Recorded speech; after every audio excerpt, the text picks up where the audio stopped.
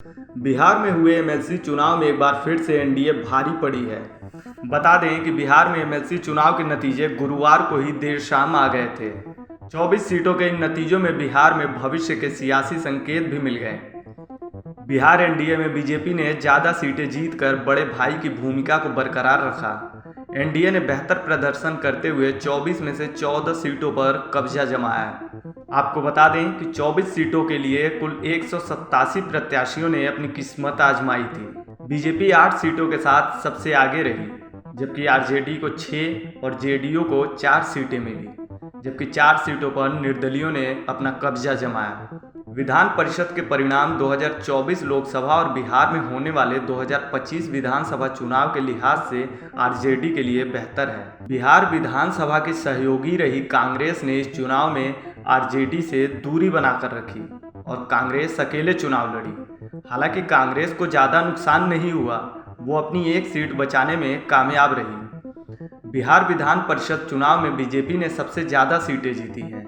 NDA गठबंधन में BJP ने 12 सीटों पर अपने प्रत्याशी उतारे थे, जिनमें 8 सीटों पर जीत दर्ज कर एक बार फिर जेडीयू पर हावी हो गई, जबकि जेडीयू ने 11 सीटों पर अपने प्रत्याशियों को उतारा था, जिसमें उसे महज 5 सीटों से ही संतोष करना पड़ा। इसके अलावा केंद्रीय मंत्री पशुपति पारस की पार्टी को भी 1 सीट मिली।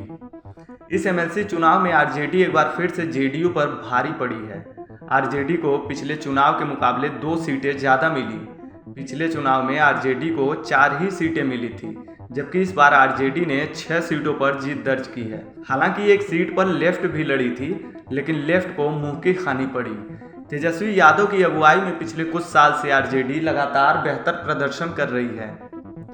इसके साथ ही एमएलसी चुनाव में आरजेडी को इतनी सीटें मिल गई हैं, जिससे पूर्व मुख्यमंत्री राबड़ी देवी की नेता प्रतिपक्ष की कुर्सी बची रहेगी। आरजेडी ने विधान परिषद की कुल संख्या के 10% से ज़्यादा आंकड़ा हासिल कर लिया है। आपको बता दें कि बिहार विधान परिषद में नेता प्रतिपक्ष कुल सीटों की संख्या का 10% आंकड़ा यानी कि 8 सीटें चाहिए होती हैं, जिसे आरजेडी ने हासिल कर लिया है। इसका मतलब साफ है कि विधान परिषद में नेता प्रतिपक्ष की कुर्सी पर राबड़ी देवी का कब्जा बरकरार रहेगा। पार्टियों के अलावा निर्दलियों ने भी बिहार विधान परिषद चुनाव में बेहतर प्रदर्शन किया है।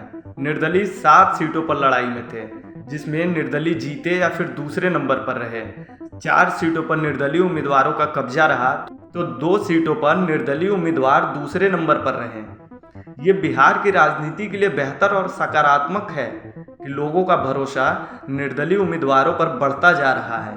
ऐसे में 2024 में होने वाले लोकसभा चुनाव में निर्दलीय उम्मीदवारों की क्या भूमिका होगी, ये तो आने वाला वक्त ही बताएगा। लेकिन जिस तरह से बिहार विधान परिषद यानी कि एमएलसी के नतीजे आए हैं, इससे आरजेडी ने थोड़ी सी राहत की सांस ली होगी। लेकिन विधान परिषद चुनाव से लोकसभा का चुनाव बिल्कुल अलग होता है, जिसमें प्रधानमंत्री के चेहरे और पार्टी की छवि को देखकर लोग वोट करते हैं। अब देखना दिलचस्प होगा कि आने वाले दिनों में बिहार की राजनीति में कितना बदलाव होता है। इस खबर में फिलहाल इतना ही। अपडेट्स के लिए बने रहिए वन इंडिया हिंदी के साथ।